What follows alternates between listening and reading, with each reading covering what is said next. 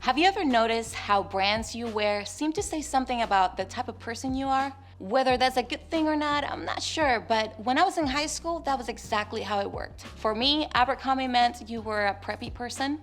Hollister, maybe you were just a little bit more laid back. And Under Armour meant you were a sporty person. I don't know a lot of sports, but I'm assuming that's what it meant. Brands have always been something people use to express a little bit of who they are, or what they want people to think they are. They also tend to represent the group you are part of or you want to be a part of. For whatever reason, it seems like the brands we wear build the reputation we have. I'm not sure that clothes and accessories say everything about a person, but once you're rolling with a specific group and have a reputation, it can be hard to shake. But more than how the brands we wear contribute to what people think about us, our reputations are made out of all sorts of things and bring all kinds of assumptions about who we are. Just think about the various groups in your school and think about the assumptions that you have made about people who are part of them. Assumptions like, every rich kid is blank. All athletes are blank. The smart kids always blank. The cheerleaders are blank. The mathletes are blank. The kids who vape are blank. We often fill in the blanks about other people with our assumptions. Whether we know the person or not, it doesn't matter. We know their reputation, and to us, that says more than enough about them. And we may not know anything about this person other than the group that they are connected to. And yet, suddenly we feel like we know enough to make a snap judgment about them and write them off. So where do we get these assumptions from?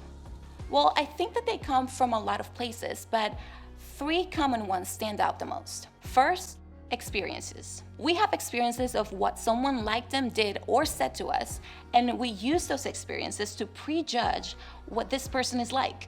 Second, limited perspective. If we know of something someone did or said that was wrong, we build an entire case about them being a bad person and take one thing that we don't like about them and make a judgment on everything about them. And third, insecurities. Sometimes our assumptions are formed from our own insecurities. The person that we're filling in the blank about has something that we want or wish we had. Maybe they have the starting position on the team, or the grade that we can't seem to achieve, or the house our family could never afford, and we just can't stand it. We automatically assume the worst about them because they remind us of how far we feel from being the best. Our personal experiences, limited perspective, and insecurities help shape the assumptions we make. They help fill in the blanks when we think about other people. And this can be a real problem if we really want to be known for love rather than hate. And if we're really honest with ourselves, filling in the blanks is sometimes another way to hate on people. Because often when we assume something based on our judgment, we don't fill the blank with something nice. We don't take the time to actually get to know the whole story of a person because we think that we have it all figured out. We don't give them a chance because we assume that our judgment is right. We make all sorts of assumptions about people we barely even know. Or we assume we know someone based on the group that they're a part of without even giving them a chance to show us who they really are. It's another way for us to hate on them without getting to know them. And the ironic part is that we would never want someone else to do this to us. So why do we so quickly do this to others? Why don't we slow down and challenge our assumptions? There's a moment from Jesus' life that may be able to help us. Jesus was in the middle of a tense encounter with some of the religious leaders in Israel at the time. These teachers of the law and Pharisees were a big deal in religious circles, and they had a brand of self-righteousness that they thought set them apart from everyone else. So when Jesus came around and started spending time with the people the religious leaders had branded as sinners, or people who weren't as close to God as they were, things got very tense. They actually started trying to catch Jesus off guard with questions that they hoped would prove that he was a phony. They wanted him to slip up and answer something in a way that took away his credibility and made him look bad. During one of these encounters, after some people had gathered to listen to Jesus teach in the temple, the religious leader caught a woman in an R-rated situation. So they dragged her in front of Jesus to see how he would handle the punishment.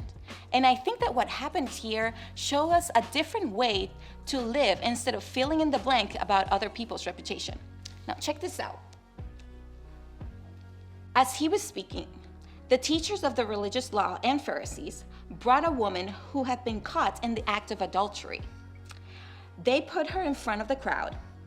"Teacher," they said to Jesus, "this woman has been caught in the act of adultery. The law of Moses says to stone her. What do you say?" They were trying to trap him into saying something that they could use against him. Now, just to be clear about the awkwardness of this woman was caught in the sexual activity with someone other than her husband, or maybe even someone else's husband. And now she's on trial in front of Jesus. These guys wanted Jesus to condemn her to die. Now, I realize that this seems a bit extreme to us today, but the rules were pretty straightforward back then. If you behaved like her, then you get severe punishment. Now, these guys came to Jesus assuming they knew the rules and exactly how he was supposed to respond to this woman because of them. After all, God's Son should know and follow the same rules as the religious leaders, right? Well, let's take a look at what happens next and see for ourselves. But Jesus stooped down and wrote in the dust with his finger. Now they kept demanding an answer. So he stood up again and said, "All right, but let the one who has never sinned throw the first stone." Then he stooped down again and wrote in the dust. When the accusers heard this, they slipped away one by one, beginning with the oldest, until only Jesus was left in the middle of the crowd with the woman. Then Jesus stood up again and said to the woman, "Where are your accusers? Didn't even one of them condemn you?" "No, Lord," she said. And Jesus said, "Neither do I. Go and sin no more." What a moment. I'm not sure we can fully understand the tension of this moment. These religious leaders who build their brand on appearing better than others and showcasing other sins are totally put in their place. So basically, Jesus was saying, you are quick to point out what everyone else is doing wrong, but what about you? Have you ever gotten it wrong? Then one by one, these leaders realized their plan backfired. Jesus kindly and lovingly releases this woman who is literally afraid for her life and tells her to go in freedom and to live her life differently. Can you imagine? Now, don't miss this. Everyone here was guilty of something, both the religious leaders and the woman.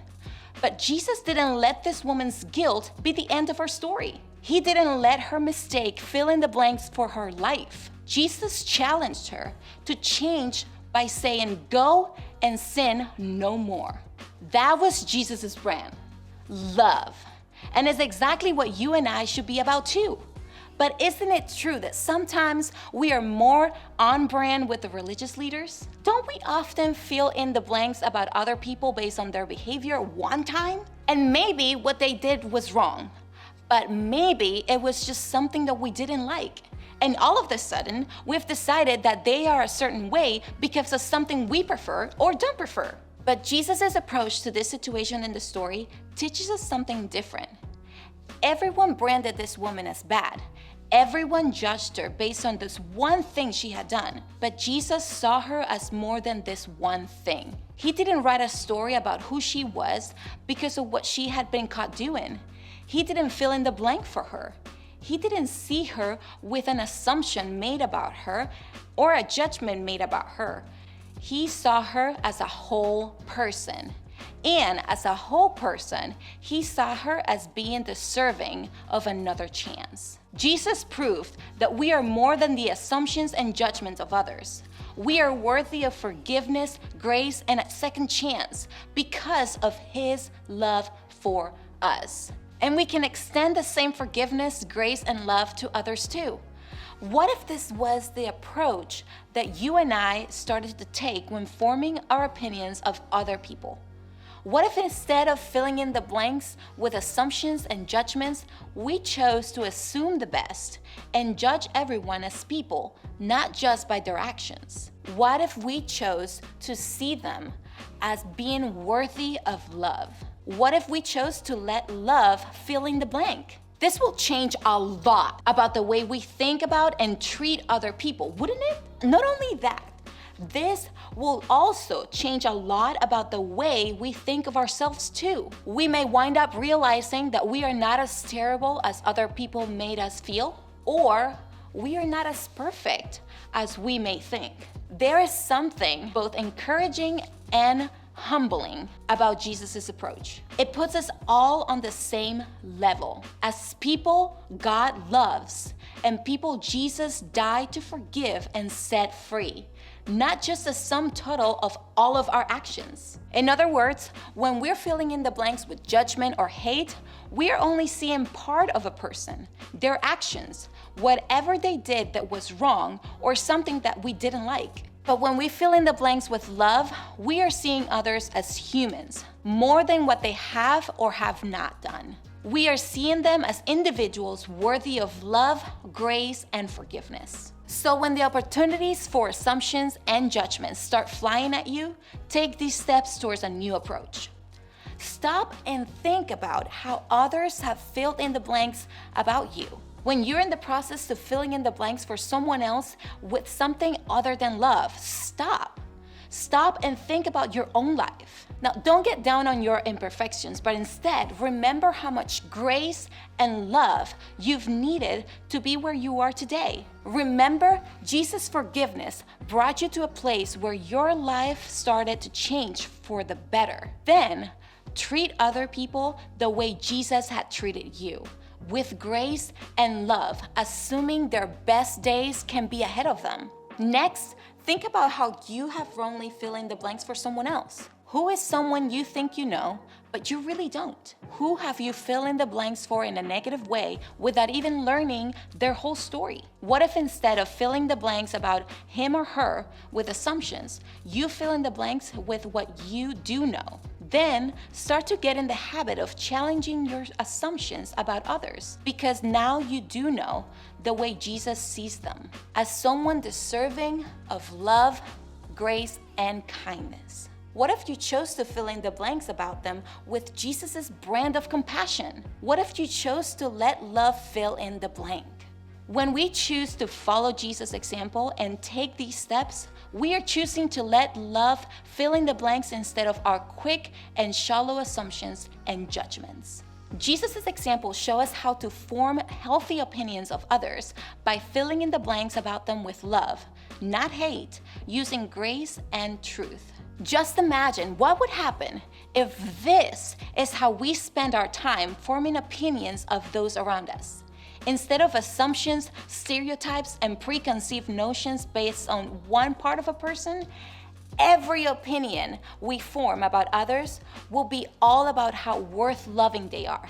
In fact, even if you're new to church or still unsure about all this Christianity stuff, wouldn't you want to be around a brand of people who treated others this way? If this is really what Jesus is about, doesn't it cost you to be a little more interested in his brand? We can be people who let love fill in the blanks about others.